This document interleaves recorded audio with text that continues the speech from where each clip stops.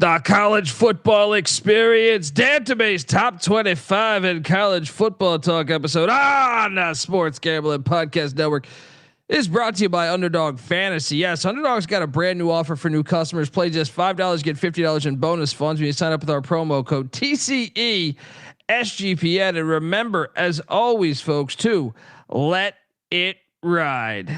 Hey, what's up, you degenerate gamblers? This is Bill Burr, and you're listening to SGPN. Let it ride, baby.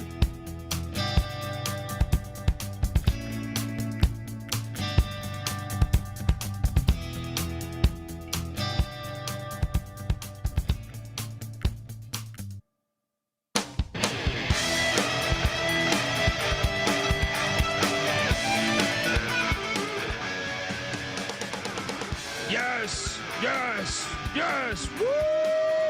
Welcome to the college football experience. Dantabase top 25 edition in college football talk episode. YouTube.com/the college experience. Get on over there. Hit that like and subscribe button. What up, Muddy Waters howling in the background? It's been a minute since you gave us a good howl, buddy. Look, excited to talk college football. We got a lot of crazy stuff happening within the sport, and we do our Dantabase top 25 rankings, which if you've never tuned in, it's a different way. It's the way that I think you should rank teams based on road wins and not the previous, like you shouldn't have set in stone what the previous week was. You should start fresh each week, in my opinion, on who should be ranked where. We will get to that, but first, you're probably wondering who the hell's talking to you. My name is Colby Swigga, Dantabase Dan, aka Pick Dundee. That's not a pick. This is a pick. He was raised in the land down under, where a man thinks on his feet, speaks with his fists, and lives by his wits. When Dundee happened, he was a superstar. I smoke and I drink and I don't have stress and I'm healthy. Very healthy. Always healthy when there's ball to talk. Yeah, we delayed the show 30 minutes because there was someone lit a sparkler in Albuquerque. So wanted to make sure it wasn't a bomb headed for us. Was it in Rio Grande? Yes. Was it in Rio Grande? Oh boy, don't get me started with those fucking morons. Anyway, I am joined by my co-host. We'll cover that on the FCS show. I am joined by the former staffer at Austin Peay with the Governors, South Carolina with the Gamecocks, and West Virginia with the Mountaineers. Give it up for Ryan McIntyre, aka Moneyline Mac. What's up, brother? What's up, man? Yes, happy Monday, new week in college football. It's gonna be a good week, man. I'm excited. Let's go. Cheers. Mac tonight. Come on, make it Mac tonight. Shout out to Daquan the Great. Vandy 8-1 to make the playoffs. I mean, if that isn't free money, right? If that isn't free money, the pisser on the way out, bringing home the title. We know it. Buddy, look, there's a bunch of shit I want to talk about, but first, did you hear the Hokies will be raising $50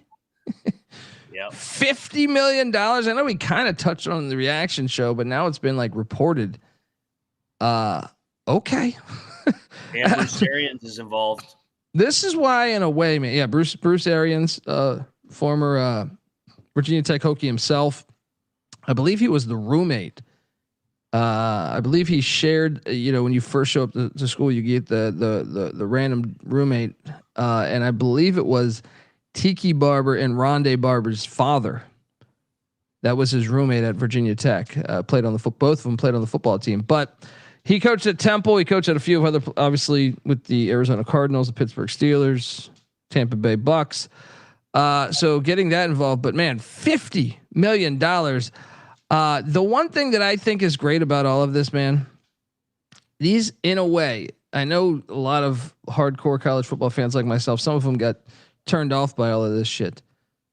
I think it was needed. Like, you see Carolina going all in football. You see Duke kind of, I know that Carolina and Duke necessarily aren't lighting the world on fire, but they're paying way more attention to football than ever before. Virginia Tech, for whatever reason, they were kind of cruising.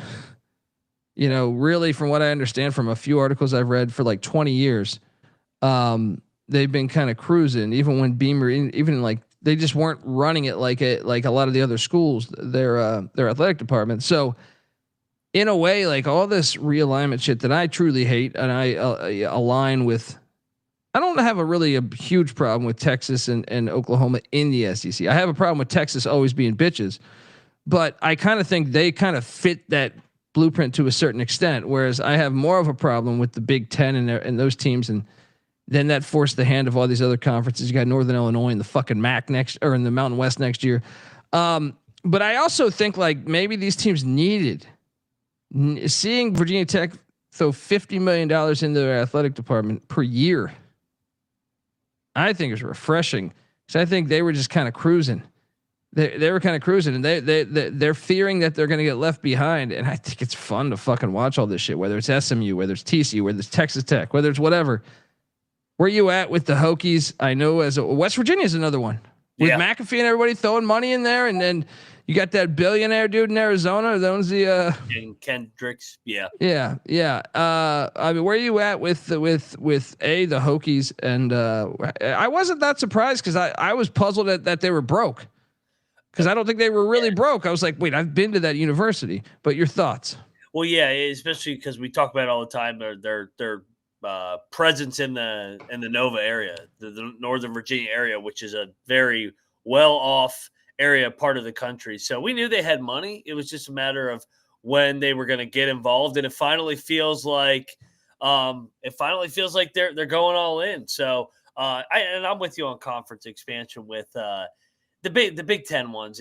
That sucks. Just having the coast to coast with the Rutgers UCLA games that we make fun of. At least Texas and Oklahoma are geographically in the Southeast.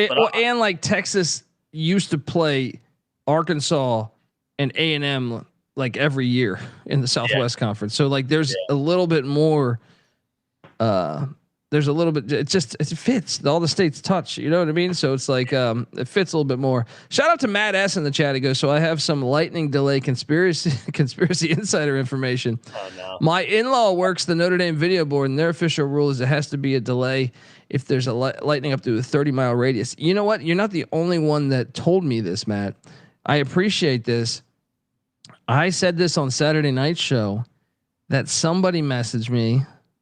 What the fuck game was it? 30 miles?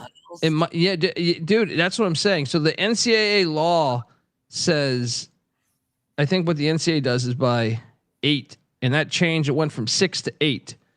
But I believe that does not stop the universities from thinking like the universities have and I think, dude, I honestly think they're doing this because, I mean, I don't know the Clemson angle, but I'm saying like, cause I don't even know that Lightning was ever in the area. Yeah. I maybe because Clemson needed the momentum shit. I mean, I remember losing a bet like 3 or 4 years ago, Iowa State Cyhawk. Now I think they actually had real lightning cause the game was delayed like 20 hours. Right. But I had money on Iowa State and they were whooping their ass before the lightning delay. And then like 12 hours later, whatever it was, somebody could look it up. They came back and Iowa ends up stealing it in front of like no fans because everyone had left for it was like at midnight, and I was so bitter that I lost money on that. So but I do believe they're using it as a strat. It's just impossible. That's why I want to get a weatherman on the show. Someone gave me the name. I forgot to go back to the episode and look it up. So someone's got to hook me up again, but I would like to get a weatherman on the show. Cause I just don't think it's possible to have that much lightning unless this is a fucking like the apocalypse. I saw a video this weekend. I forget the guy's name. He's over at Barstool. He basically just went off and he was like, I am so sick of wagering on games. And then midway through the second and third quarter, there's a fucking fake lightning delay. Then they come back. Nobody wants to play. Nobody wants to be there. There's no fans Well, there. you ruin the home. Like there's many strategies here. Like Clemson, let's put on our tinfoil hats here. Yeah. Because I pulled up Google. Google didn't have any lightning there. They had lightning in some of the other spots where they happened. But if for Clemson's sake, they were getting their ass whooped by Syracuse. So I can see the strategy of being like, man, if you, we got some drizzle, we got some drizzle in Columbia, South in Florence, South Carolina, right? We could push this thing a little bit, maybe give them a heated pep talk, but we might lose our fan edge. But at that point, you're like, well, fuck it, all the fans are here. We're getting our ass kicked. Yeah. You know, like the Iowa State one is worse because the Iowa State one, they were dominating. I believe it was in Ames, if memory serves me correct. So yeah, I don't know. I mean, like, Reed Timmer, Reed Hall, somebody. Okay. Mac, can you please take a screenshot and send me this right now? Cause the chances of me going back and watching myself, I know you guys think I have a big ego, but I don't really watch I do have a big ego, right? That's the only reason why why the show exists. But you know, I got it pulled up. I don't go back and watch myself, believe it or not. I just texted you the guys. What are the odds Bruce Pearl goes back and watches himself? Love you, Bruce Pearl. Oh boy, on a hell of a career. Hilarious 15-minute walk-off video. That's ridiculous. Look, I'm sorry, man. I want to root for the guy, and like I disagree with Wilbon's shit, but clown. A 15-minute video. Your ego is on the fucking moon, dude. God, you act like you fucking cured cancer. You know what I mean? Like that's what makes these guys great, man. They think that they walk on water. It's hilarious. It's all these Power 4 guys. They think that they're Jesus. It's funny. I had to watch it because I was fascinated that he kept. I was like, no way. Like after the first, dude, I thought it was ridiculous. Like a minute in, and then I'm like, wait. I didn't dawn on me when I clicked on it that it was going to go 15 minutes. Yeah. And then I'm like, wait a second, when the fuck is this wrap? Then I'm like, this guy's a maniac. I just can't believe no one at Auburn thought like, dude, I don't know about this. Let's keep it short and sweet. You can do a video, but the whole thing I thought was 3 minutes. You're a sociopath, dude. Like you where is your self-awareness for a guy that's never even won like a natty? Like I would understand it maybe more if it was like John Wooden, where he's just so renowned throughout sports, or Tom Brady. I would even understand it a little bit more. But even with that, I'm like, oh my God, man. He's meant. I love how he brought up being a politician. Watching that video, I was like, oh fuck, this guy is like, he's it's perfect for him to be the politicians we've seen. Yeah. Terrible for our country, in my opinion, on politicians, because that's the worst part is like they all love each other. Like I bartended at a place in LA where I got Bernie Sanders in there. I got fucking every former president, Schwarzenegger would come through. And a lot of times they would come like into my, like I was bartending and I know it was like, they wouldn't sit at the bar, but they would come sit at this booth right by where I bartended. So like, it was a very kind of like intimate setting. So like, dude, to hear these people, I just feel like they're so in love with themselves. They're so in love with themselves. Bruce Pearl, you're going to fit right the fuck in. You're going to fit right the fuck in. Unbelievable. Shout out to Cody Fraser, who resides in Alabama. He's definitely going into poly. I mean, why retire this late in the season, right? Or in the off season? You would think if you loved Auburn that much, which he quotes in this video, Auburn University, I'm going to keep my family down here. You've been the greatest thing for me. And it's like, well, dude, you're kind of fucking them over by leaving on September 20. The season starts. Yeah. That's like if Tuberville left for Ole Miss. I know it was the other way around, but August 20th, you know what I mean? Like right before the season kicks. Hilarious video there. I still wish him the best because a lot of, I just thought, what an ego, what a fucking ego. I do have a great ego. I need to get to that level. How the fuck do I get to that level? I just need millions and millions of dollars. millions of dollars, baby. I'm trying my best to get to that level, but I just can't. I can't get there, man. All right, look, this is a comedy show, folks. This is an entertainment show. Yes, we just happen to know the sport really well, and we give out winners. But do not ever get it fucking twisted. This is an entertainment fucking show. Now, having said all of that, I think it is only proper for us to take a minute of airtime here to honor the life of the great Sean Clark, who was a head coach at Appalachian State. He played for Appalachian State. He also coached at these other stops: Eastern Kentucky, Kent State, Louisville, and UCF. Just 50 years young. He was the head coach of Appalachian State just a year ago. Was coaching at UCF, offensive line coach. Seemed to be very liked in the industry. I never got a chance to meet him. I did go catch a game once at App while he was the sitting head coach, but I would like to send our love and condolences to him and his family, and may God bless his soul. But let's take about 5 seconds here.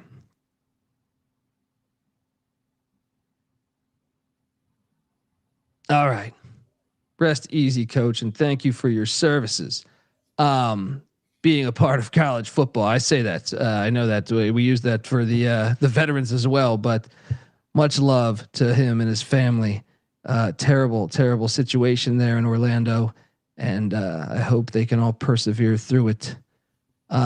Anyway, as we transition, I think it's only proper now to read an ad, right? Folks, let me get off this because that's just kind of awkward. But would like to say that the college football experience Dantabase top 25 episode is brought to you by mybookie.ag. MyBookie is your place to bet on football and everything else. All right. Their prop builder is second to none. And their motto is bet on anything, anywhere, anytime. You can easily deposit, get lightning fast payouts using crypto. So head on over to mybookie.ag and use our promo code TCESGPN for 100% bet back bonus up to $500 for new customers. That's mybookie.ag, promo code TCESGPN. We're also brought to you by NoVig. Yes, NoVig is America's #1 sports prediction market. And since NoVig is an exchange, you know you are getting some of the best prices in the market. NoVig is available in 35 different states. Download the NoVig app and get $50 off get $50 when you spend $5 if you use the promo code SGPN. So get in on the action with NoVig, promo code SGPN. All right, let me jump past. There's no way to transition out of that, but I think it's important to talk about, you know, it was a damn shame. The guy is a good football coach. He has a winning record. I know things didn't work out at App long term, but he still took them into College Station, won a game, and played at Appalachian State in the 90s. And yeah, our love and condolences to him and his family. There's no good way to transition out of that besides having his school that he was currently coaching at, the UCF Golden Knights, ranked at number 25. And Cody Frazier, the Dave Sherapan news we will get to on Wednesday. He was a friend of ours, but may he rest in peace as well. But Wednesday's show, we will try to set something up for that because we are hurting from our friend there, Sportsbook Consig there, Dave Sherapan, may he rest in peace as well. But we will address that more on Wednesday. I had that planned. I didn't want to do both the same episode. I try to. It's an entertainment show. You try to be uplifting, yeah, or drunk, one of the two. But look, at number 25, I have Coach Clark's, I guess, former team, the UCF Golden Knights, the very Golden Knights. It's no longer called Central Florida, Mac. Scott. Yeah. Don't watch our show. They'll get offended that we call them the very, very golden shiny Knights, baby. Yes. Look, you know, this is a team that if you caught the rankings a week ago, I did. So 2 weeks ago, I had them in. They had a bye week last week, so they were not in. And this week they're at 25. Mainly, I mean, I know they beat Carolina. That's not like a great win, but if you're judging this the way I'm judging this, where, Power 5 wins mean something, road wins are just through the roof there. Even though I know UCF has yet to do that, but I had them at 25 because they are undefeated. So there we go. They're at 25. UCF at 24. I had the Navy midshipmen. That win at Tulsa looking a little bit better. Looking a little bit better, Mac, after the Golden Hurricane flushed the toilet on Mike Gundy's career, perhaps in Stillwater. That is. Where are you at with both these teams? Because I feel like UCF and Navy, they're still there's not nearly as many undefeated teams as there was a week ago. So that's why you could definitely make a case saying, well, why the hell a team with a loss should be better? But I also think winning on the road, there's only so many teams with road wins that are still undefeated, and Navy happens to be one of them. But has Navy looked the part to you? Do you still think they're a contender to win the AAC and perhaps make the college football playoffs? Yeah, I do. And they've already got 2 league wins. So they're just a step closer than the other teams in the AAC. But that win at Tulsa was impressive looking back on it, but win by 3 scores. So in UCF, I didn't think we would have them ranked at any point this year. So shout out to them. They were dominant, or they've been dominant at home. And they kicked Carolina's ass start to finish. Scott Frost does not lose games at UCF. Yeah, I mean, quite hilarious because I thought they were going to be kind of shitty this year. I thought, I don't know how we'll good see. They are. Yeah, we'll see. I don't want to tip my head too much about, but yeah, shout out to Navy at 24. At number 23, I have the Indiana Hoosiers, and I mean, I don't know that you can have a more impressive performance against a Power 5. Maybe. Is that the most dominating Power 5 win of the season? I'm trying to think right now. Yeah. Maybe what TCU? No, I mean TCU, UNC. TCU could have done it, but they didn't have that "fuck you" Signetti mode. Like I feel like Sonny Dykes called off the dogs because I was at that game. Like I was actually at that fucking game, and I felt like Sonny Dykes was like, you know what? All right, we're up 40. Let's wave the white flag a little bit here. But Signetti, no, there is no white flag in the RSL. He's like, you know what? Fuck you, Bielma. Part of me loves it. But the Hoosiers have yet to hit the road. If you're wondering why, a road win to me means everything in college football. It's when you really learn about your team. I mean, yes, you can learn from home games. Indiana looks good, but they don't have a lot of meat on the bone besides that. Just Old Dominion and Illinois. The other ones, not real good wins. So at 23, I have Indiana. Do you think that is the best win, like Power 5 on Power 5 dominance this season?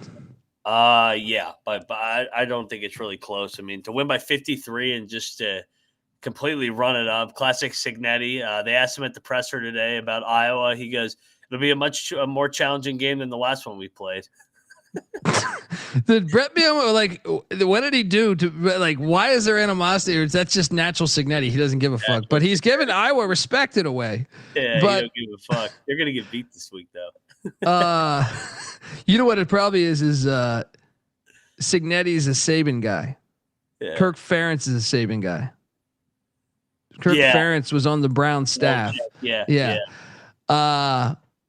He's so cocky. It's fucking great for the sport. Dude, it fucking is hilarious. But yeah, the only other one that comes to mind would be TCU Carolina. I'm trying to think of an ass whooping so bad between 2 Power 5 schools. Cause even like Stanford BYU wasn't that bad. I'm trying to think. It's gotta be that one. Like, I mean, well, and who they beat too makes it even more impressive. Illinois is like blowout proof. I never could see an Illinois Brett Bielema team getting blown out like that. Yeah, and shout out to Julio in the chat.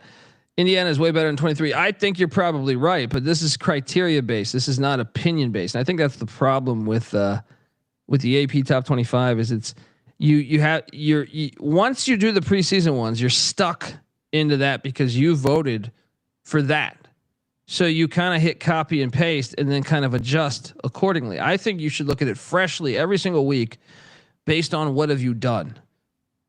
The logic from the start of the AP poll never made sense to me. Back in 1935, I wasn't alive, but once I figured that out, I was like, yeah, this is pretty dumb. I think they're better, but we'll find out if they beat Iowa, their first road game. Then I think you'll see them probably in the top 5 or 10 based on the criteria I use. At 22, I got the Maryland Terrapins. Well, I mean, how the fuck do you put Maryland above Indiana? Well, because they have a road win against a Power 5 team. I think that's really the reason why. I mean, let's be honest. Maryland and Indiana's non-con was both a fucking joke. We think Illinois is going to be good. We don't know that. I mean, Wisconsin does suck. We do know that, I think, but it's still a road win, which I value more. That is why Maryland is 22 and Indiana is 23. The Terps, no way to sustain this, right, Mac? No. I see Valley Fat Sticks in the chat talking all this shit. Maryland sucks. Good win this weekend. Enjoy it while it lasts. Wisconsin's a dumpster fire. My God. But hey, man, go in that environment. Go. I mean, that's still a hard place to win, even though Wisconsin is abysmal and they're on their backup quarterback. But hey, Loxley and company for this week, they get in the top 25. They deserve it right now. I mean, dude, like I said, it's all you can do. Well, to be honest, they've dominated almost every fucking game. Like I consider them. I lost money taking Maryland against Northern Illinois and IU covered, but I never felt like that game was in reach for Northern Illinois to win. So I feel like they have dominated every game they play. Now, was the non-con a complete fucking joke? Yeah, but a lot of these Big Ten, Penn State's doing it too. Indiana's doing it. You know, why are we blaming just a couple teams? You know, there's a bunch of teams that do this shit every year. Ole Miss last year. All right, at 21, I got the Washington Huskies. They got a road win in Pullman, and boy, I can't believe they cover that game. Oh, dude, I was just looking at the contest for Westgate that we're in. I had that one in there, man. That one is rough. That one's rough because 7-point game with that's a rough beat, man. That's a rough beat. That's a rough beat. That's a really rough beat. Washington though gets their first road win in a rivalry game too, and to win in the way they did. Jed Fish, who knew he had a little bit of Signetti in him too. Just a dickhead play. It's like bad enough you guys have just crippled by you moving to the Big Ten. You just completely crippled Washington State. Your in-state battle, your in-state rivals, but you're supposed to kind of still like appreciate the fact they're there in state, right? You know, just the fact, and you know, 120-year rivalry, and you just up and shit on them. And then bad enough in front of their home crowd, you're just going to score 40 in the fourth or whatever it was. Anyway, I don't know. I mean, I kind of like it. I think it's healthy for the rivalry and to a certain extent. But anyway, Washington at 21. At 20, I got the North Texas Mean Green. They're 2-0 on the road. 2-0 on the road. Now it's been dicey, Mac. Both their road games. Yeah.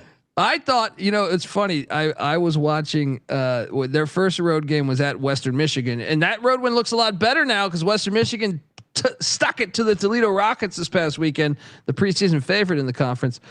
You know, I have a 9 TV setup on my Saturdays, and sometimes if you're not paying attention, like especially, so I keep the audio on 1. I can't do it like, who was it? Fucking Beanick that was telling me he puts the audio on like 3 TVs. Somebody was telling me they do this. I do too for audio.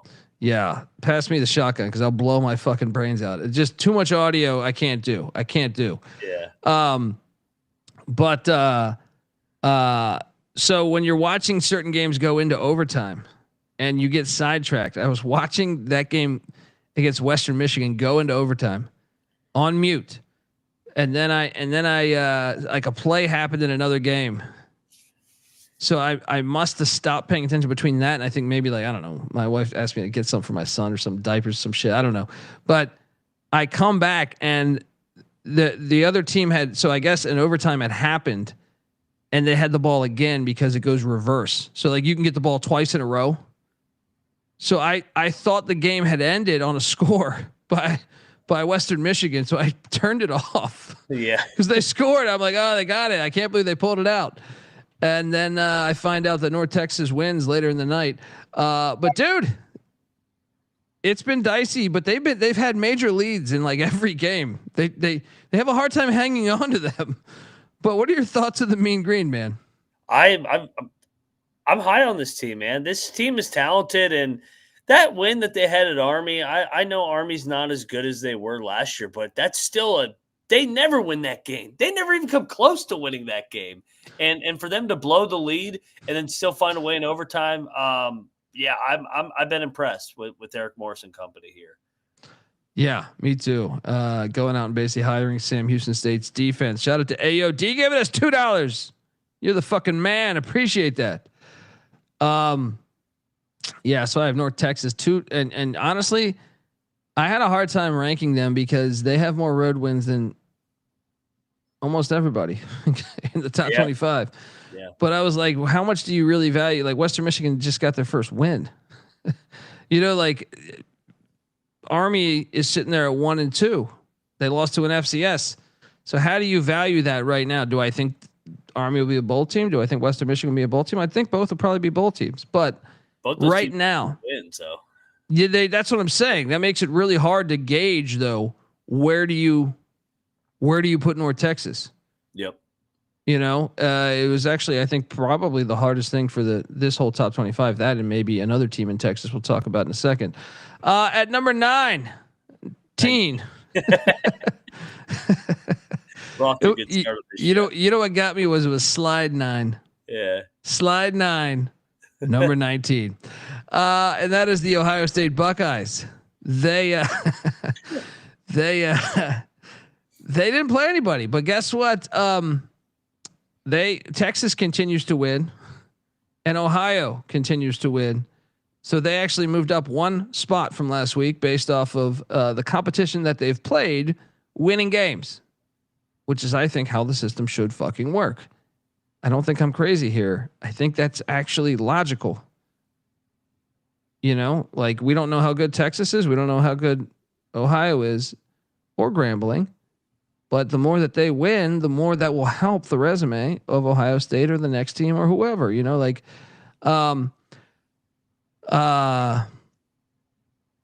next up, you're not going to get me GBO Farms. You're not going to get me, brother. He's been in this. You're not going to get me, brother. All right. Some funny ass shit. You got to get more clever. That it's got to be a Wednesday or Thursday night because a Wednesday or Saturday night because those are the nights I get drunkest. And that's how you hook me in. Yeah, that's how he hooks me in. At number 18, I got soberish on Monday. Yeah, this is, definitely. I had one old fashioned at dinner, but at number 18, I got the Houston Cougars and Willie Fritz. The Colorado win looks better. The Rice win looks better. That's why they moved up, I think, one spot. Next up, we got number 17, Georgia, the Georgia Bulldogs. They didn't play anybody. But the Tennessee win over Syracuse looks better. Yeah. So the win against Tennessee looks better. That was the logic on the Dogs. At number 16, this is, I thought, the second hardest. Texas Tech Red Raiders.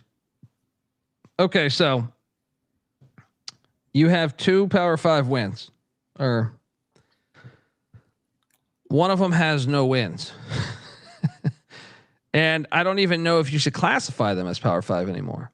But since we did it with Cal, who's no longer in the top 25, I had to stay true to doing it to Texas Tech.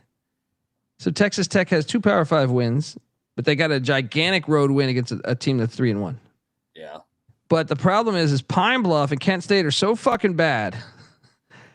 They're a really hard team to actually like. They break the system that I put together on my spreadsheet here. Is like, I don't know. Like, part of me was like they should be 24th, but then I'm like that win was awesome. Yeah. It was a dominating win, one of the best road wins of the season. But I have been 16. Your thoughts on the Red Raiders thus far? Extremely impressive. Money bought a good team here. They're good in the trenches. They're good on defense. And it seems like maybe a little quarterback controversy like it always is in Lubbock. And back to a couple of the other teams we just passed over. We'll find out more about Ohio State and Georgia this weekend too. I mean, they have monster games. Ohio State going out west for the second time ever in the new Big Ten. Last year they lost at Oregon.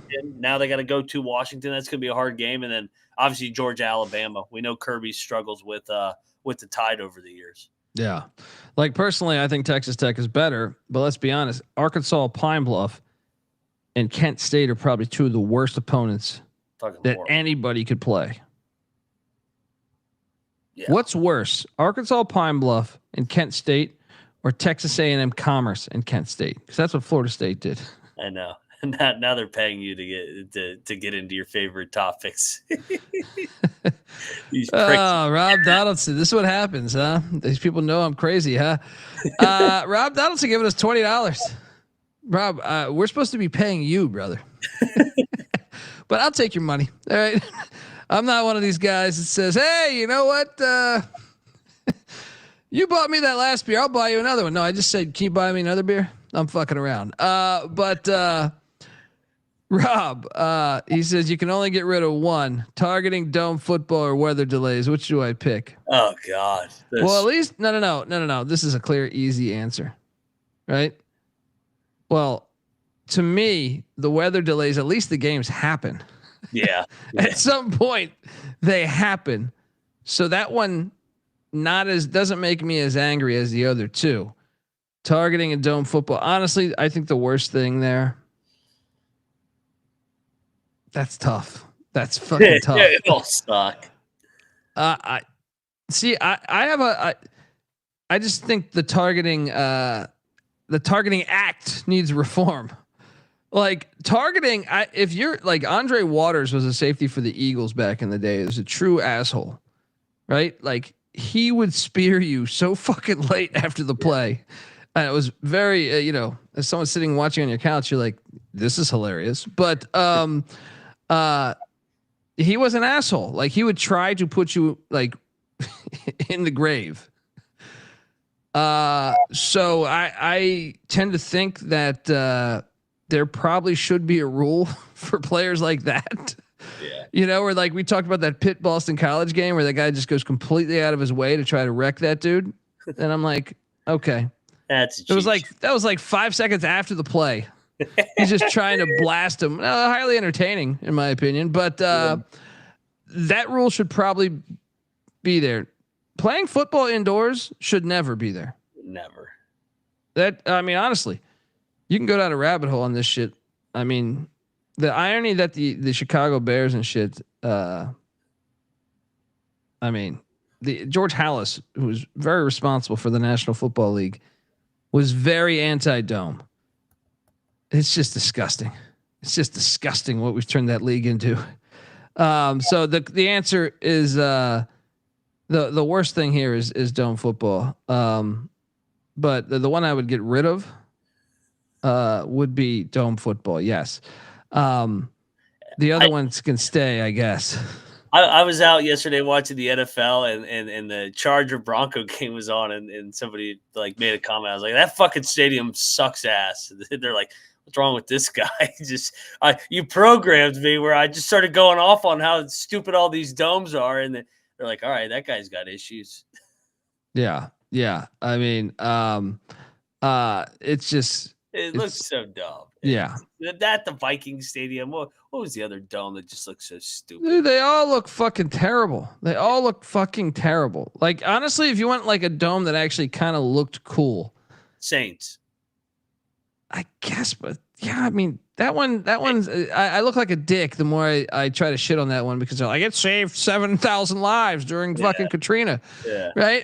It's well, I still say that's fine. It's nice to save lives, but what does that have to do with football? I would kind of say like the Kibbe Dome or something would probably be because it looks like a fucking airport hangar or something. It looks completely abstract. I guess I just think you should play it outside. The sport. I mean, and another thing, I don't know. We could talk for hours on this. I could go down the rabbit holes that probably you don't even want to fucking. I guess you pay me $20 though, so I guess all right. You want to go there? We can go there. Colby, we pay you to do this podcast. Why was it 4 hours long? Well, Donaldson gave me $20. And then I went down the rabbit hole. Yeah. But the episode's not supposed to be 4 hours long. Yeah, Northern Michigan's a pretty good answer. But just football shouldn't be indoors. I love play like the first thing growing up in the Northeast. The first time it rains or snows, we would call all of our friends.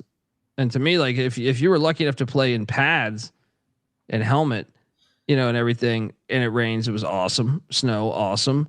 But just in general, everything to me, like I still like, I had a day a couple weeks back where it was, maybe it was 2 weeks ago or something where it was actually kind of like a chilly day somewhat. I wouldn't define it as cold, but it was fall-like.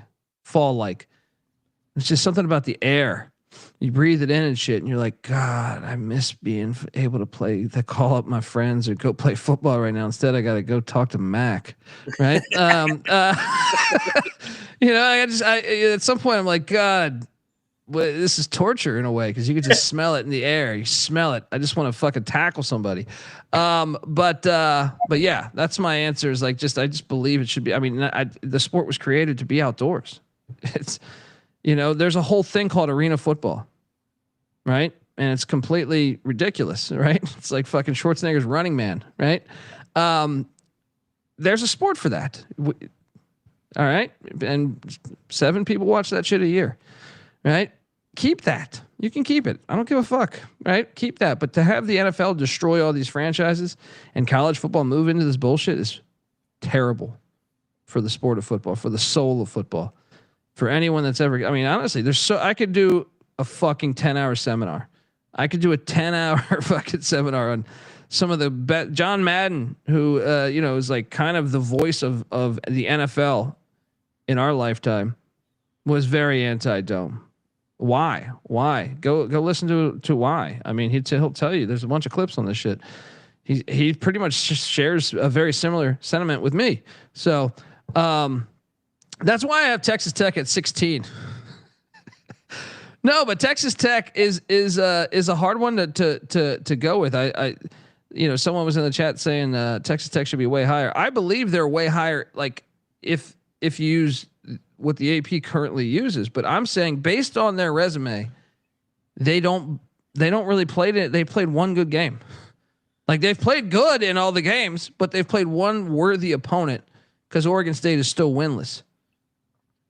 That's the logic. And this is the reminder too that as the season goes, you have an opportunity to work this way out, work this thing out. You keep stacking wins, stacking road wins, you move up. So yeah, I mean they played one opponent. Oregon State hasn't won a game, and the other 2 were a joke. Yeah, and shout out to Devin in the chat. He was saying, "I want to know who's the best road win right now." It might be. It might be that. What's tough is you kind of got to base it on right now. You'd say, well, they're 3-1. That's the best you can do to win on the road right now would be a team that's 3-1, unless someone played week 0. So probably that. I tend to think Utah is still going to be a player in the Big 12 as well. But how are you going to justify putting any Big 12 teams over Tech? They have the best one in the Big 12. Well, there's a team called Iowa State that's played one more game. Yeah. And they've also gone on the road a couple they've gone to Ireland and Jonesboro, Arkansas. So that would be the logic. And they've played one more game, and they also played a much much more respectable FCS team. So there's that. At number 15, I have the UNLV Running Rebels. See, I don't want to place them here because I don't think they're any good, but they have 2 road wins. This is just based off my criteria. I was just like, God damn it. I'm putting UNLV at 15. What they have 2 road wins, even though it'd be shitty opponents. There's not many other teams in the nation that have that are undefeated with 2 road wins. And boy, did they pull it out their ass the other night. Dan Mullen and UNLV. Some are saying he's going to be the next Virginia Tech head coach. You believe that?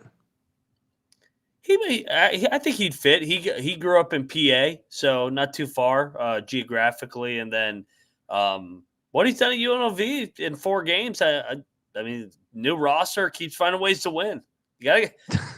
They don't always pass the eye test, but when you end up with wins, fuck it. You know what I mean? Who the fuck they got next? I am so ready for this team to lose. Who do they got next? Who do they got next? Tell me who they got next. At Wyoming. That has to be a loss. I don't know, man. Wyoming's offense is so bad. It's got, you would think though, Yeah. Enter the name. I'm an Iowa State fan and they don't deserve being ranked over Tech. None of their wins look particularly good. Iowa. What? Yeah. What about Iowa's good. I mean, I know Arkansas State looks like shit, but you still went on the road right? And then you went to fucking Ireland and you beat a team that, okay, Kansas State's probably going to end up 6-6 or something. But I still think that resume. Do you guys realize Kent State and how bad Kent State is? Yeah, they literally played 2 bottom FCS teams.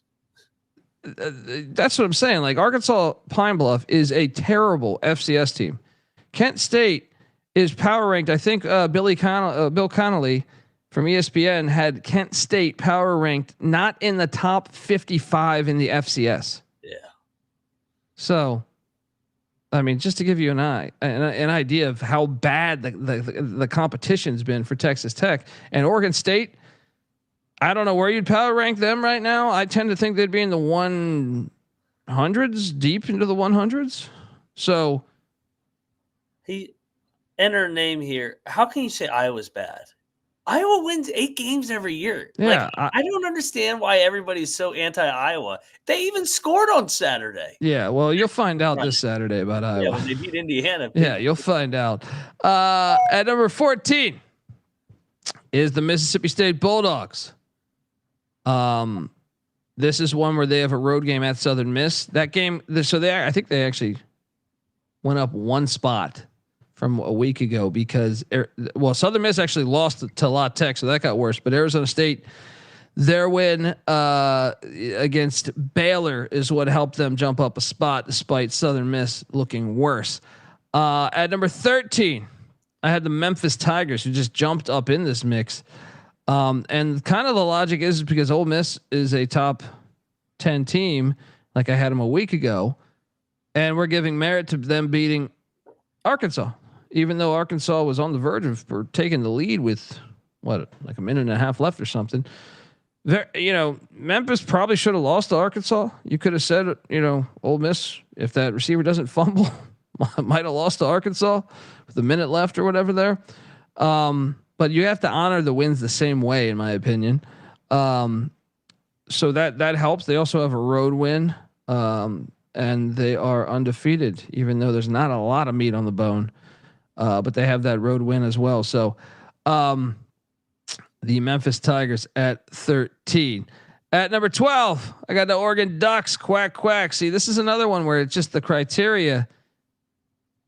The criteria is so they have 2 Power 5 wins. You were asking what was the most dominant Power 5 on Power 5 win? It might have been Oregon against Oklahoma State. Oh no, so they have 3 actually. That's right, because Oregon State. It depends what you classify Oregon State. Yeah. Remember they went into Northwestern, Lakeside, and got that dub. You're right. Actually, no, you're right. It's Oregon, Oklahoma State. Oh, that game was that was actually even more than Indiana. Yeah. So yeah. Shit, Oregon's 3 are so bad. What is the combined record of those 3 against FBS foes? Northwestern doesn't have a win against an FBS. Neither does Oklahoma State, and Oregon State doesn't either. So they've played nobody who's beaten an FBS. And now they got to go to Happy Valley on Saturday night in a whiteout. Good luck, Oregon.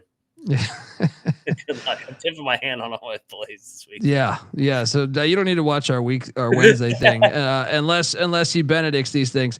We're gonna get to number 11. The Texas A&M Aggies. They had a bye week, but you know what? During their bye week, Notre Dame decided to win a game, so the road win got better there. Oh, UTSA won a game. The home win got better there. Utah State continues to win, so the home win got better there, and that is why you see the Aggies at number 11. They host Auburn. That game's going to be fantastic this week. So yes, I have A&M at number 11. Do you disagree with any of those right there? No, I want to see who you have above Texas A&M, because I think you maybe could be able to kind of move them up even more, just because, like you said, the teams that they have beaten are all pretty good and getting better. The Utah State win is looking better and better, and and UTSA will ultimately end up being a good team as well. Yeah. Shake Griffin. The reason why is because Oregon has 3 Power 5 wins.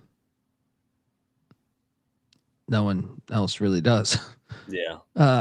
So at 11 is Texas A&M. We're going to get to the top 10, but before we do that, I want to let you know the college football experience Dantabase top 25 edition is brought to you by Underdog Fantasy. Underdog's a great place to play fantasy pick'em. You can win up to 500 times the amount of money you enter. You can simply pick higher or lower in your favorite player's stats projections. And it's available for a ton of different sports as well. And Underdog's got a brand new offer for new customers. Play just $5 and get $50 in bonus funds when you sign up with our promo code TCESGPN. So do that and let it ride. We're also brought to you by Rhythm. Rhythm is off to a fantastic start for college football and NFL. And look, Rhythm just introduced a leaderboard with weekly cash prizes just for tracking your bets in the app. Track 5 bets of the same type from any model that you build, and you could win $1,000. So what are you doing? Jump on over there. Use the promo code SGPN25 when you download the Rhythm app for 25% off your first month. Once again, SGPN25. Download Rhythm. Use the promo code SGPN25 for 25% off your first month. All right. Chet's chippy tonight. I like it. It's good. No, Shake. That's what I'm saying is like it's impossible to take some of the subjectivity out of it, but I try my best to do all of that. I think you can, but they do have 3 Power 5 wins. Like, if we're deeming the Power 5 to be harder than the Group of 5, which I would believe to be accurate, then I think you have to honor that. You have to honor that, because if you're given the same credit for Texas Tech beating Oregon State, then why should Oregon not get that same credit? You know what I mean? So that's kind of the logic there, if that makes sense. If not, I don't know. Have another drink. Top 10. USC at number 10. Can't believe those whores didn't cover. Oh, that was ridiculous. Fucking like an 80-yard touchdown. Yeah, man. Because when we signed off late on Saturday night, that's how fucking late. I thought it was a wrap. And I was like, cool. Yeah, that would have been a great cover. Well, the reason why I didn't have a personal bet on it, but I didn't realize that they threw it in the contest.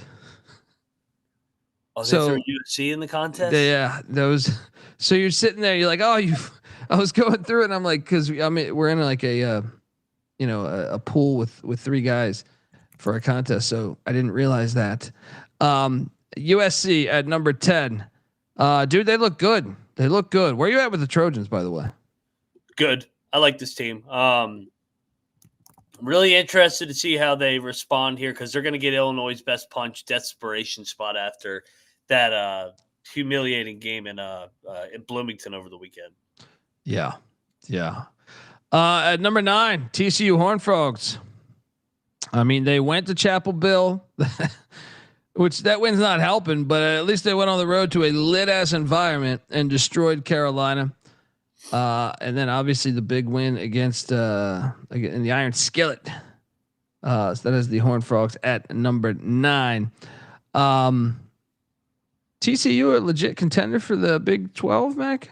Yeah, but their schedule's brutal. I mean, when we did the preview, we loved this team. It should, with Hoover coming back, all the continuity, but they draw a bunch of the contenders. So, yeah, I like TCU, and they handled the ACC in their non-con with those 2 wins.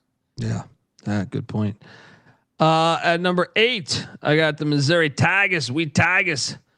Look, I think this team's counterfeit a little bit. They keep winning. And they don't have a road game for like another month. Yeah, they still haven't played on the road. But man, I mean, had to put them ahead of Oregon based on the teams they've played. Like Kansas has a good record. Yeah, South Carolina is still in. They're not winless. Even Louisiana is not winless. So. Yeah, I got Missouri at number 8. At number 7, I got them Canes. I put Missouri and Miami. They're mirror images to me. Miami's played better competition, so they deserve. But neither of these teams have left their home stadium, which makes it really hard to fully gauge how good these teams are. I mean, Miami looks phenomenal. Let's be honest. We talked about this on Saturday. They look like the best team in the nation. Yeah. We will learn a little bit more about them when they hit the road. But they look dominant on the line of scrimmage on offense and defense. If they didn't have a guy named Cristobal, I would lock up them. Shout out to Dilly Daggers giving us $5. Went sailgating this weekend at Baylor. Would have never gone if it wasn't for this show. Appreciate y'all for really getting me into the sport. That's fantastic to hear that, man. Let's go.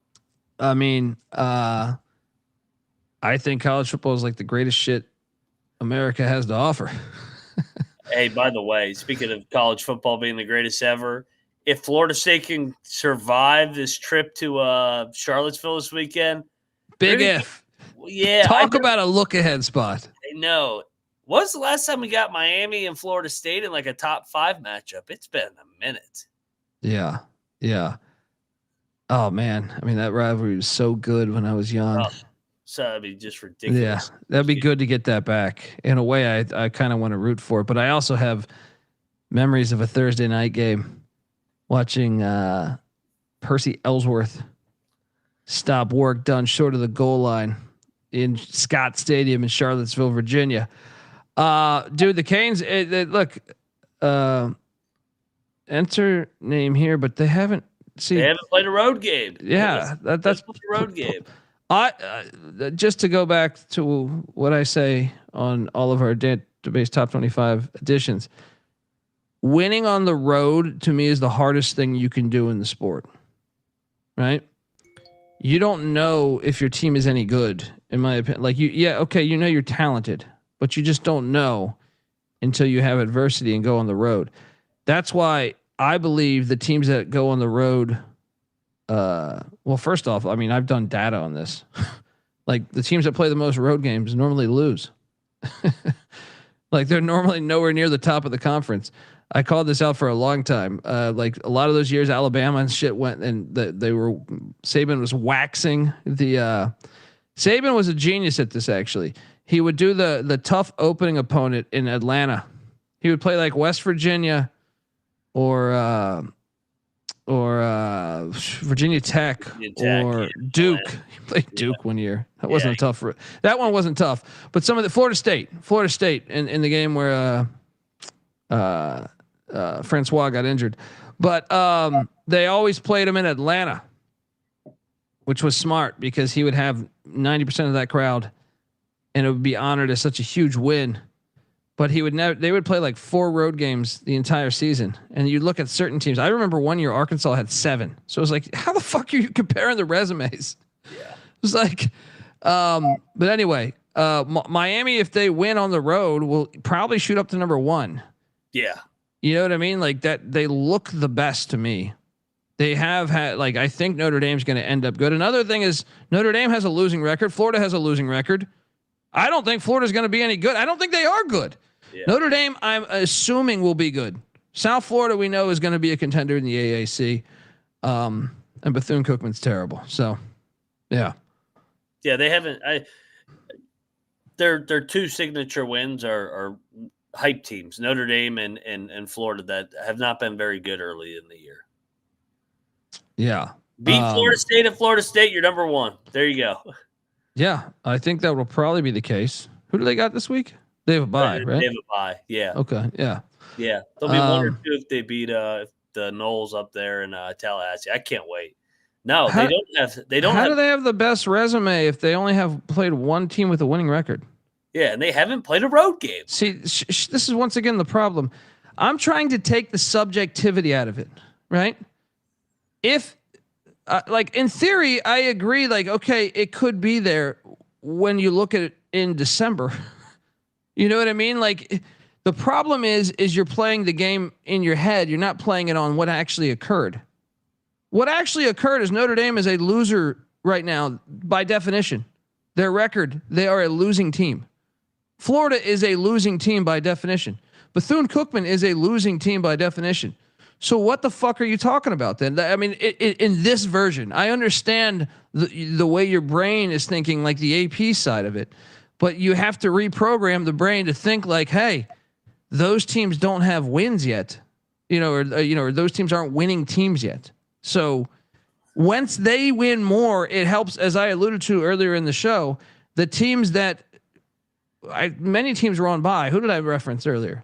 That was on bye, but like their schedule, the teams on their schedule that they had beat one game, so they jumped up. So, I forget who it was. Somebody went up one spot. I forget who you're talking yeah, about. I don't remember either. Right? I could look, but I don't give a shit enough. That's all I'm saying. That's all I'm saying. All right. I mean, Miami's looked phenomenal. I'm not trying to shit on that, but you can't honestly tell me you think Florida's going to be a bowl team this year? 6-6 at best. I don't think with that schedule. No fucking way. Yeah, I go 5-7. Dude, they're 2-10 is on the fucking table. So then how's that going to look? How's that going to look? You're saying in your head you think Florida's good. But if they end up 2-10 like Florida State was last year, no one's going to honor that as, oh my, what a great win. Or you shouldn't honor it as a great win. Yeah. Notre Dame, we'll see. I think Notre Dame will be good. Like, but they still have to prove it. They still have a freshman quarterback who's never won a fucking road game. So yeah. Anyway, at number 6, I got the Oklahoma Sooners. Look, they this one's so they have a road win at Temple. We know that's not a real lit environment, but if you're going to honor the criteria, I don't have a system based on what was Gus Johnson saying. Rice Eccles. This is the 18th loudest stadium in the nation, according to USA Today. We referenced that like 5 times. What the fuck was that, by the way? Who are the what other subjectivity? Is that a Dan Wolken interview? Right? Just ridiculous criteria. Almost as ridiculous as the Dantabase top 25. But Oklahoma, Michigan is 3-1. See, here's one where it works.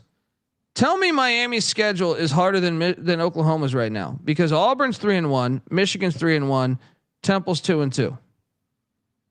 Right? Yeah. They've played 3 teams by definition that are not losing teams. And they've looked good too. And also Illinois State, news for you. They're a lot better than Bethune-Cookman in the FCS. Yeah. They would lay like 20-21 against Bethune-Cookman if they were to play. Oklahoma's good. Yeah. I mean, look, the road, you want to see a better road win than at Temple when there's 6 people there. But I'm just saying, like, if there's no way to, or I'm sure there is a way, but it would make this even more ridiculous. So anyway, 6 would be Oklahoma. At 5, I got the Ole Miss Rebels. Lane Train, man. I can't wait for this game this weekend. Yeah.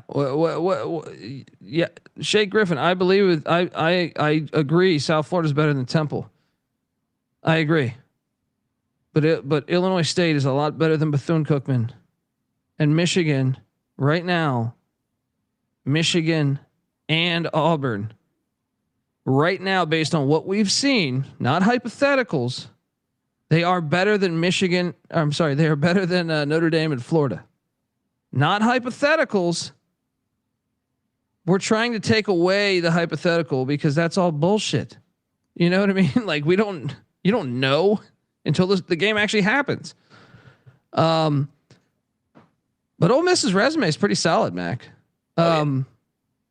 You add that Tulane win. Tulane has beaten 2 Power Fives, and South and they had a road win at South Alabama.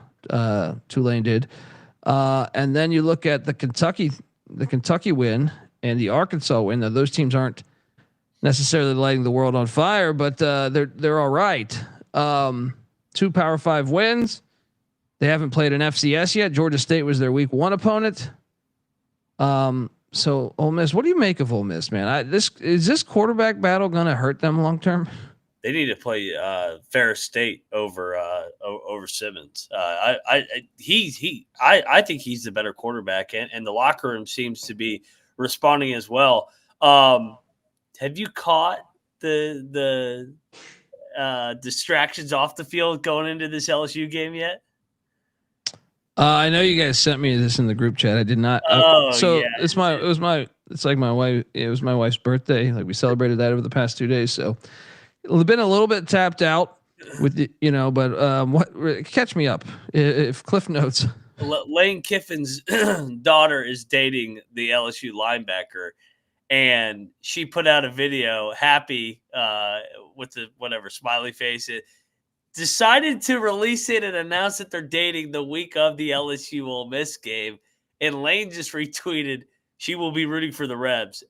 Fire. Hey, we got a hammer Ole Miss this weekend. Lane put that out on his daughter's fucking Instagram. That was genius by Lane and the Kiffins. That is hilarious. That is hilarious. I got to do a deep dive on that. Only the SEC this shit happens. Yeah, I think you're right. I mean that's pretty fucking ridiculous. I gotta do a deep dive on that after. But my thing is, I don't know if Ole Miss, like LSU's offense looked like shit lately, but I don't know that Ole Miss has the guys to stop that offense. We were talking about what's the most impressive road win of the year. It was LSU after week 1, and then we saw what Clemson did since then. Now it's like, how good is LSU really? Well, that's exactly. I'm glad you bring that up. That's my point. To Shake in the chat or the other guy calling me a clown, which oh good, but because he said respectfully, but no, if we're doing hypotheticals, we all thought 99.9% of people thought Clemson would be 10-2 this year, if not 11-1 or 12-0. They're sitting there at 1-3, and even that one win, they needed every minute of that game to beat Troy. I mean, come on, man. Like, how can you not see that and say we shouldn't keep it based off of, we should remove the hypothetical is my point. Anyway, Ole Miss, LSU. I can't wait for that game. What's that? Magnolia Bowl, baby. Yeah. Next up, that series has had some crazy fucking games over the last couple of years. Yeah.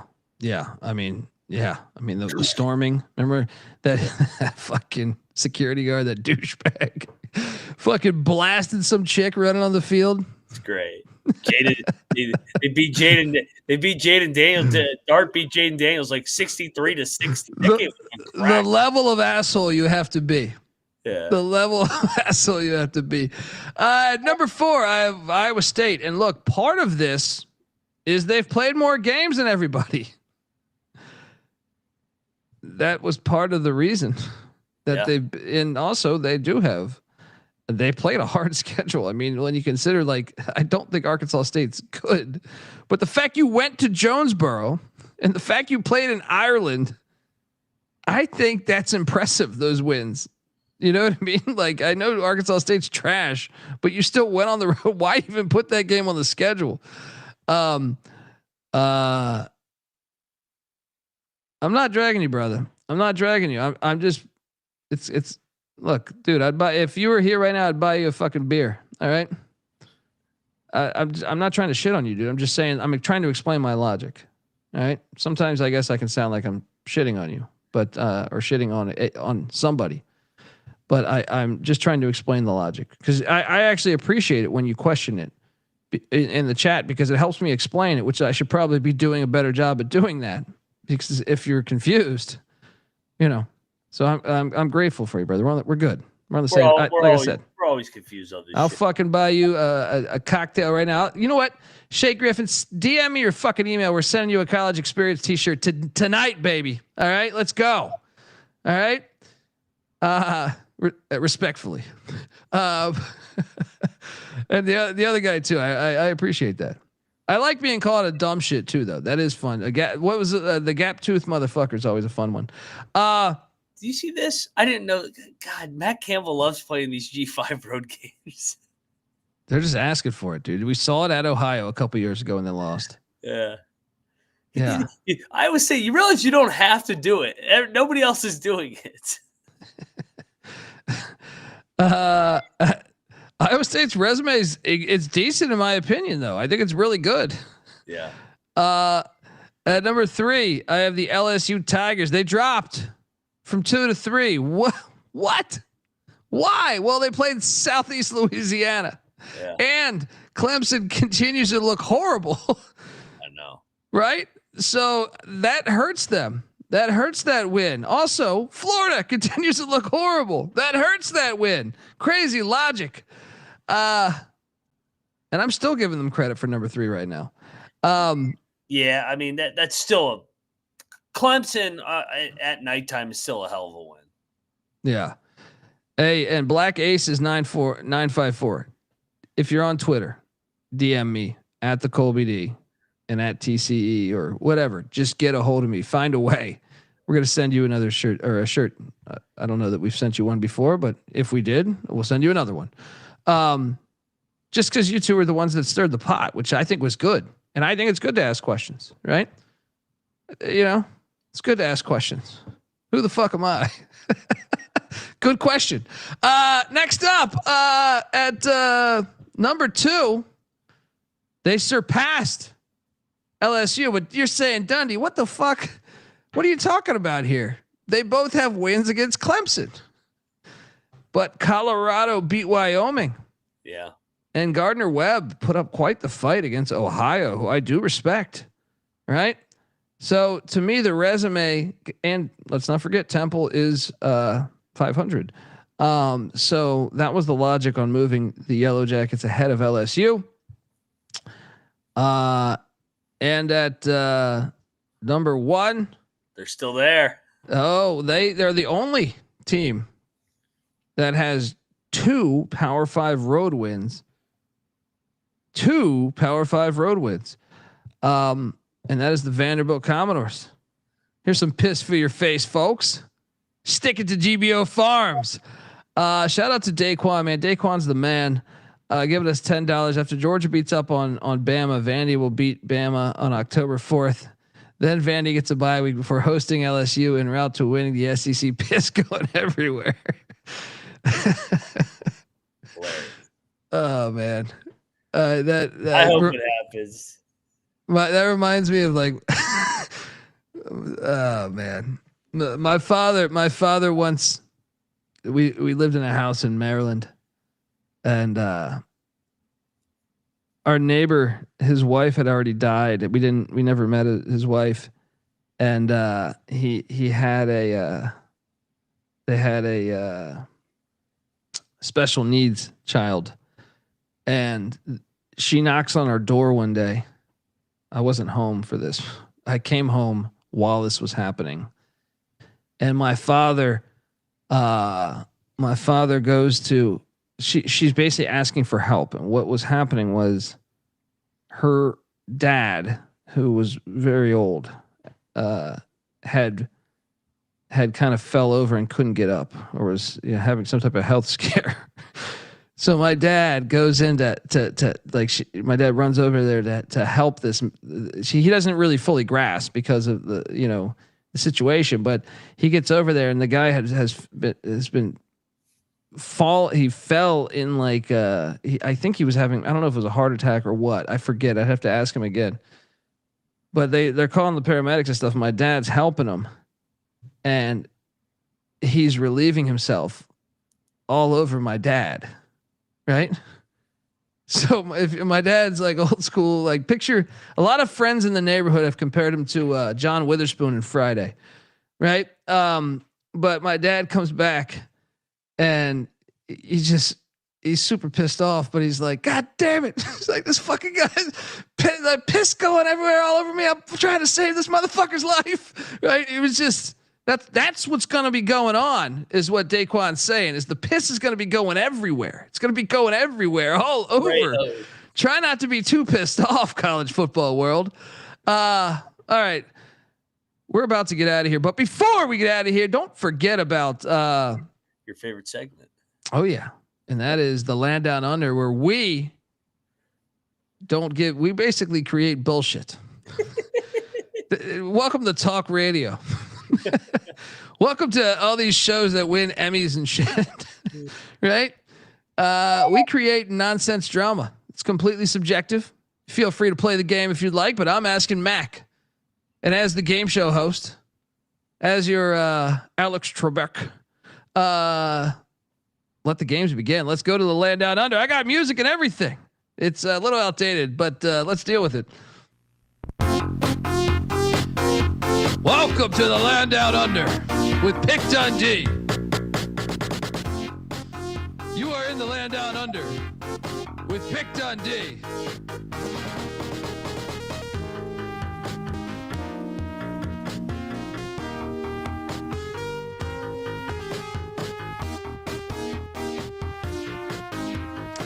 All right. One episode of college basketball where we kept playing that fucked up music over and over again. I don't know, dude. I mean, yes, it sounds familiar, but I can't. Dundee and Moneyline McIntyre. Oh yeah, that's right. That's right. That's right. Noah Bean Flick. That was Noah Bean Flick and Moneyline McIntosh. Go check out that episode if you can find it. Ready? Pop quiz hot shot to quote the great Dennis Hopper. May he rest easy. Yeah. The Land Down Under. Which one is most likely for next year? Arch Manning will still be playing college football, but not at Texas. John Gruden will be a college football coach next year. Or Lance Leipold will be the head coach of the Wisconsin Badgers since he was at Wisconsin Whitewater for like 20 bajillion years. Mac, what is the most likely thing here? John Gruden.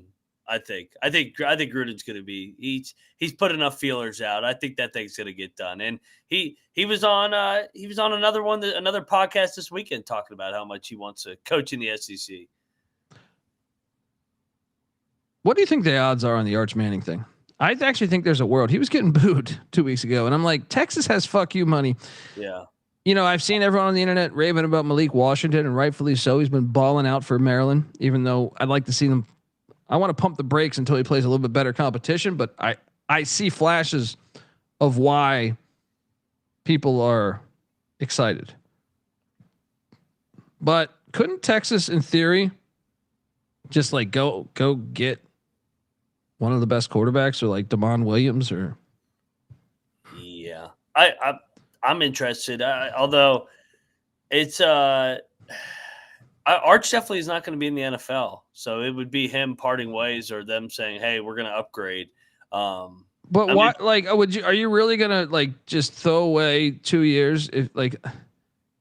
The guy is not good enough to play at Texas based on what we've seen so far to be the starting quarterback of Texas.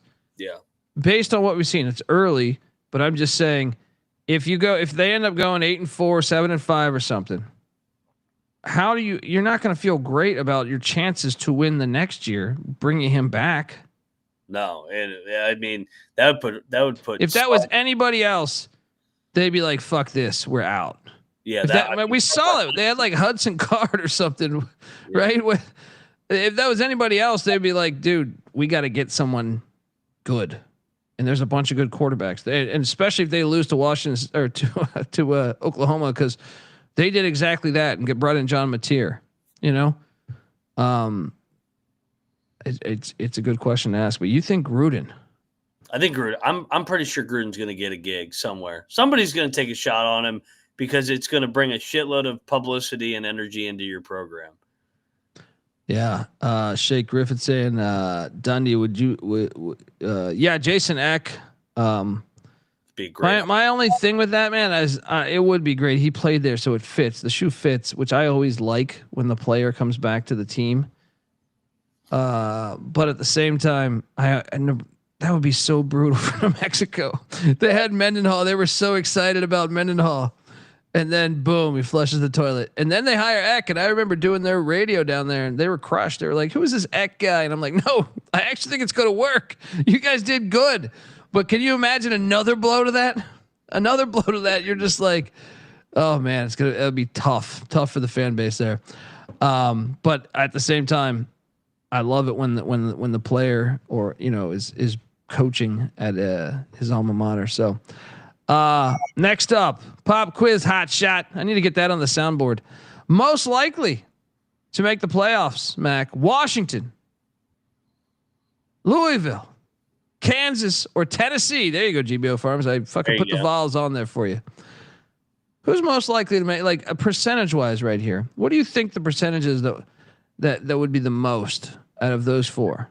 Those top three are all pretty similar because they all have pass and they all have nice home games. Tennessee's not making it. That's the one I'm going to cross off. Shout out to you, GBO Farms. I'll go Kansas just because the Big 12 is surprise. He goes Big 12, GBO. I go Kansas. They already beat West Virginia. And the way they beat West Virginia tells me they have the heart of a champion. Yeah, I'm sold. They're good. Leipold's got his best team. But wait, couldn't you say if Tennessee just goes 9-3, they're well, I guess you can't guarantee that they're in, but they'll be on the fence of getting in. If Washington beats Ohio State this weekend, their path is nice. Remember when we did that preview? That's true. I'm just gonna take Kansas because of how open it is in the Big 12. Yeah. I mean, Louisville, if they beat Pitt, Pitt always fucks up Louisville. I know. I think I talk about that in a second here. Look, what's the most counterfeit team of these four, Mac? Indiana, USC, Ole Miss, Missouri. Not Indiana. Missouri. I'm gonna keep doubling down on this. I've been doubling down for like 4 years, dude. It's sometimes I haven't done it much since having a son. But one of my favorite things I would love to do when I was in LA was like me and Patty C would just go get fucked up somewhere and I would just pull up the hate messages I would get and we would just laugh at the hate messages. Missouri fans were a big part of that 3 or 4 years ago when I shit on them. And then I shit on them like back-to-back years. They were kind of like the original UNLV in a way. But I think I would answer the same. You know what though? I think I'm going to say Ole Miss. I think Ole Miss's defense is the most questionable of these four, but Missouri, their offense, I can see that point. They haven't played a road game yet. If Ole Miss goes back to Simmons, I'll say Ole Miss.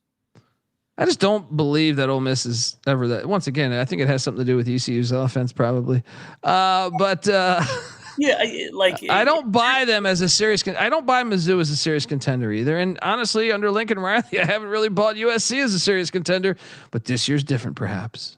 It's hard to buy Ole Miss as a serious contender ever, just because it's hard to take Lane seriously when he's tweeting at the LSU linebacker that his daughter is going to be rooting for Ole Miss, and he's always tweeting at SEC sororities. I fucking love Lane Kiffin. He's the best, but he's unserious. Well, I also just think there's a ceiling on that offense. Like they play gimmick ball, dude. Like it works to a certain extent, which credit to Lane Kiffin, because obviously like Ole Miss he's got them at a level that really, I mean, I guess Hugh Strip Club Freeze had him similar, but it's hard to do that. And he did it at FAU. There's a little bit of credit that needs to be given to him there, but at the same time, they never beat teams that they very rarely beat teams that they, because they lack toughness to me a lot of times, but I don't know. I mean, I guess I could say that about all of these teams. I'm going to answer Ole Miss. Max answering Missouri. Next. Which G5 team is most likely to make the college football playoff, Mac? North Texas, Memphis, Boise State, JMU. Oof, this is a good one. Give me JMU's already got a loss, so does Boise. I probably will stay Boise still. But I don't love it. What? The AAC's just got too many good teams. That's why I don't want to answer the first two. Yeah. JMU is an appealing one, but they don't play a Power 5, right? Or they lost to Louisville. I mean the rest of the year. So they would be 0-1 there, but I don't know. I think you're probably right with Boise. I'm looking at the odds. You think Boise can run the table? That they don't look that good. That's what I mean. But I don't think JMU is going to run it. I think JMU will get tripped up, and if they get tripped up and go 10-2, I don't think they're getting in. Who do they have as the odds-on favorite now? Is it still Tulane plus 425? Yeah. Shout out to Robert Mayfield in the chat. Did you guys even play football? Yes. Arch is not going anywhere and has the right mindset. He's not going to give up because of the news cycle. What if he's not good enough? I was saying if it was on Texas' behalf. I wasn't saying he's gonna. And yes, I played a lot of football. I just didn't play at Texas. I wasn't good enough. And NC Nick and my uncles weren't. Well, I'll put it like this: my grandfather was not an NFL Hall of Famer, and then my uncle wasn't an average quarterback, and my other uncle wasn't a very good quarterback. Talk to me, Kramer. That's a shot at Eli Manning. But no, I'm not saying if like Arch will be driven. I'm not questioning the kid's character. I'm questioning if Texas is going to be content with a 7-5 season or an 8-4 season. And then you bring him back next year when you're sitting there looking at Oklahoma make the college football playoffs potentially with some guy they brought in on a 1-year deal essentially. And John Mateer, even though I know he's on a 2-year deal potentially. But you see my point is Texas has the most money. You can go out and buy anybody. You're just going to be cool with starting there's plenty of Randy Moss's son played at Maine last year. He was a good FCS wideout to a certain extent, but he ain't Randy Moss. You know what I mean? There's only one Randy Moss. Hey, and real quick to wrap up this question right here, I just pulled up the college football odds. 5 teams in the AAC are between 4-1 and 8-1. Memphis, Tulane, South Florida, North Texas, and Navy. So, I think the AAC is just going to beat up on each other. Yeah. Boise's probably the right answer as much as I don't think it's going to happen. By default, they're 7-1. Yeah. Justin Casey, me too. I still play. Oh yeah. You might have heard my war stories of making a 17-year-old throw his lunchbox at a wall in Pomona, California, on their fairgrounds at the Tecmo Super Bowl tournament. And me and Patty C were definitely about 20 Jameson shots deep. One of my favorite stories ever. I made a guy throw his first off, the fact that he had a lunchbox mid-game in Tecmo Bowl, which is, you can just press a button and halftime's over. But he's like, it's halftime. And he pulls up his lunchbox and he starts eating the sandwich in his lunchbox as I'm just rip-roaring drunk on Jameson. Hilarious. And then I ran the same power play, the same exact power play. Patty C will know better than me, but I believe I ran the same play about 35 times in a row. And that caused him to throw his lunchbox at the wall and say, fuck you or fuck this. One of the two. It was very entertaining. Very entertaining because he kept thinking I was going to pass. He's a younger kid. He's like, this kid's going to pass. I was like, nope. Yeah. Just going to keep running it at this motherfucker. Power. Then he would pick my play occasionally. And he's like, there's no way he's going to pick it again. No, I will. Right. I will call it again and again and again. Great time. Which first year coach has been more impressive, Mac? Tre Lamb at Tulsa, Jerry Mack at Kennesaw, Dow Loggins at App State, or Eddie George at Bowling Green? I think it's Tre Lamb. Just been super impressed with just the energy in that program from the financial side, and to back it up with the win against the Cowboys for the first time since the 90s. Yeah, give me Tre Lamb. Yeah. They all been good, though. They all been good. Max got Kennesaw ahead of schedule, I feel like. They probably should have beat Wake week 1. I know. Yeah. I like Coach Mac down there at Kennesaw. Let's go, Mac. Let's go. Yeah, of course. I think I got some music about that, right? Mac tonight. Come on, make it Mac tonight. Yeah, dude, they do have a Tecmo tournament in Madison. And by the way, there's another one. There's another great Tecmo tournament story where the dudes from Madison came out to LA and we were drinking. I mean, this is, 15, 20 years ago or something, but I was out on the town and found out. Someone let me know that there's a Tecmo tournament on like Fairfax or it was La Cienega in LA. And we showed up. I mean, we've been drinking like all day, all fucking day, man. We showed up to this thing. Patty C passes out on the couch in the middle of the fucking thing. Right. I met the God, by the way. I went all the way to the championship and lost in the championship to a guy named Brewdog. Brewdog writes Tecmo code. I met the God. Like he's the best Tecmo player I've ever seen. Brewdog. And shout out to Brewdog. If anyone knows Brewdog, this dude was fucking insane, man. Now, to be fair, I was extremely drunk and he was sober, and we did play one time sober after this, and I beat him. But I don't have any medallion. He took the medal home. He took the cash and the medal home. But I in Pomona Fairgrounds, I won that shit. Boom. Talk to me. All right. Help my, the whole chat's like, what the fuck are we listening to? Next up,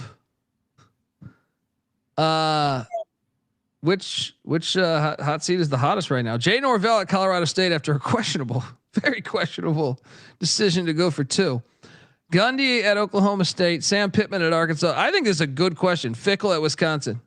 Where's E? All the above. Gundy.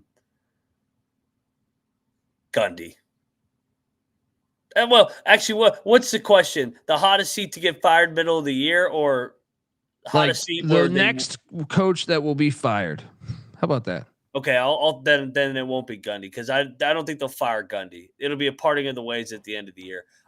Sam Pittman. The rumor is old Coach Petrino's been making some calls behind the scenes. That one. I mean, who could have predicted that? Yeah, that he's getting fired middle of the year. What? It's just you're taking that gamble every time you put him on the staff. Yeah, I can't believe he hired him. He could put up points, but at the same time, if it's like I think my dog just vomited on the ground. Shout out to Muddy Waters. You're really being a part of the show here. No, yeah, I tend to think Pittman is the right answer. Push, but let me ask you this, Push, in the chat. Gundy played at Oklahoma State. They're not going to fire him middle. I think they'll show class and let him coach his way out. I'm talking about the next firing. I mean, he's going to get fired. Yeah. But I think that's going to happen in December. Pittman at Fickell and Norvell, I think is day by day. Napier. Yeah.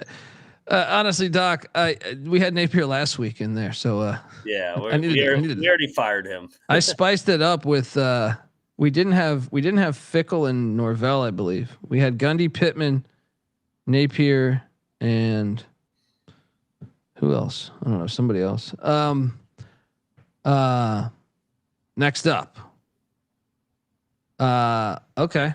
Which week 4 upset? This is week 5 actually, so I fucked that up. But week 5 upset is most likely Virginia over Florida State Friday night, Scott Stadium. Pitt at that filthy Heinz Acupuncture Stadium against Louisville.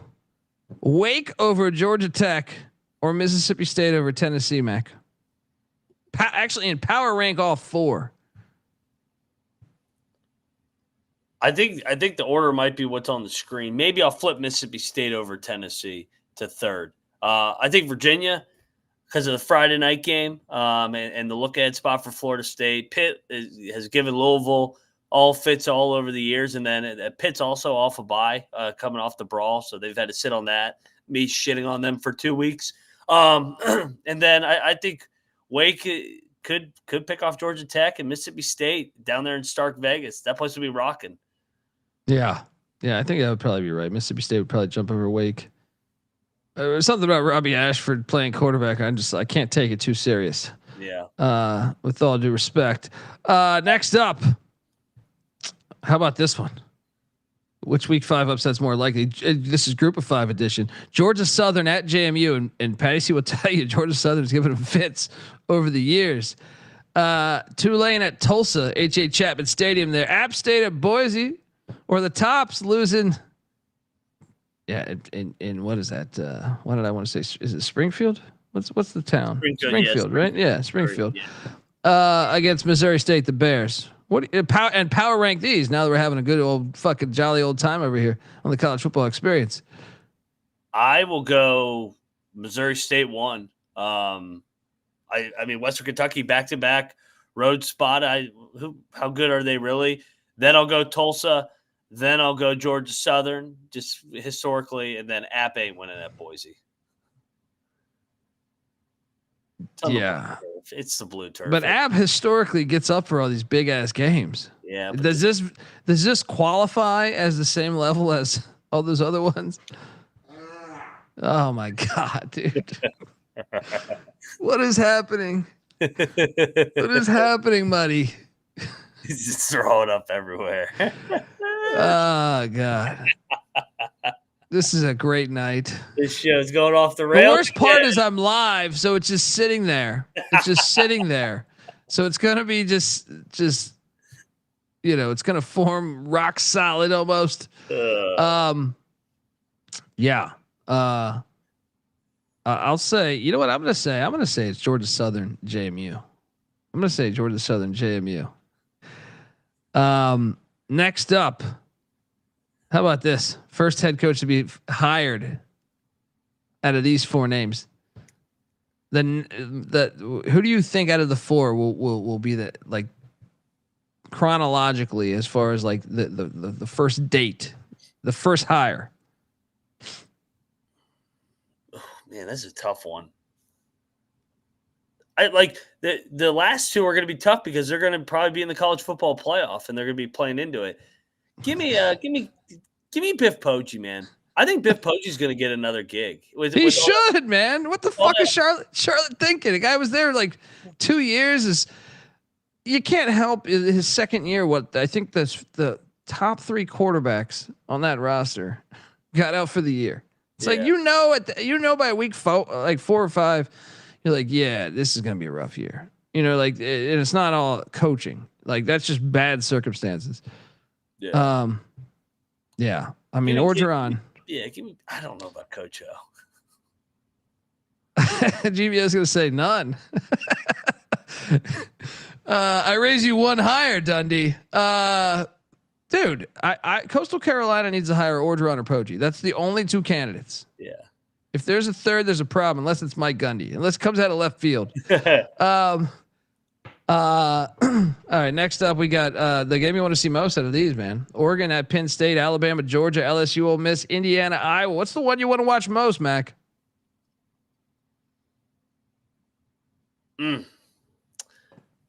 I think I got to go Alabama, Georgia, just because of the history of that game. Last year, that game was insane. Last year, oh, that game was insane. The national championship has been insane. The SEC championship, that game's always insane. But so is LSU, Ole Miss. Yeah, give me Bama, Georgia. I mean, Penn State whiteout with Oregon come there is going to be rocking, and then Iowa gets another top 10 team, or top 10 teams come to die at Kinnick. So, yeah, this fucking week is loaded. Yeah. Am I misspelling it? What are we misspelling? So I thought someone said misspelling. I don't know. I can't read. Can't write, can't read. I'm just a guy talking into a microphone. Two retards. Week 5 game. I keep fucking this up. What about these? Notre Dame at Arkansas, the Lou Holtz Bowl. Mm-hmm. Ohio State at Washington, Arizona at Iowa State, or BYU at Colorado. Ohio State at Washington. I want to see if Ohio State can win on the West Coast, man. It's hard. But I do want to see that environment down there in Fayetteville. Yeah. Yeah. You know what sucks? And I love Sam Pittman. I would never want to see him and I would never want to see him fired. But it would be pretty fire if Bobby Petrino was taking on Notre Dame this week. Oh yeah. Like they already kind of shit the bed. If they should have done it, they should have done it with this week leading into it. It would have been a get up spot. Yeah. Oh man. All right. 2 more of these. Okay. In-state. I love in-state college football. Call me a sicko. I don't give a shit. To me, that's the blueprint of what the sport is. And we got 4 in-state battles in the group of 5. Eastern Michigan is in Mount Pleasant taking on Central. You got the Rio Grande rivalry, I believe. We were talking John Wayne movies pre-episode. So Rio Grande rivalry, not Rio Bravo rivalry, Rio Grande rivalry. You got the Flamin' Libs at Old Dominion, and you got Bowling Green at Ohio, which is and power rank these because look, I'm a sucker for these in-state. Me and Patty C, I feel like we would target these games, man.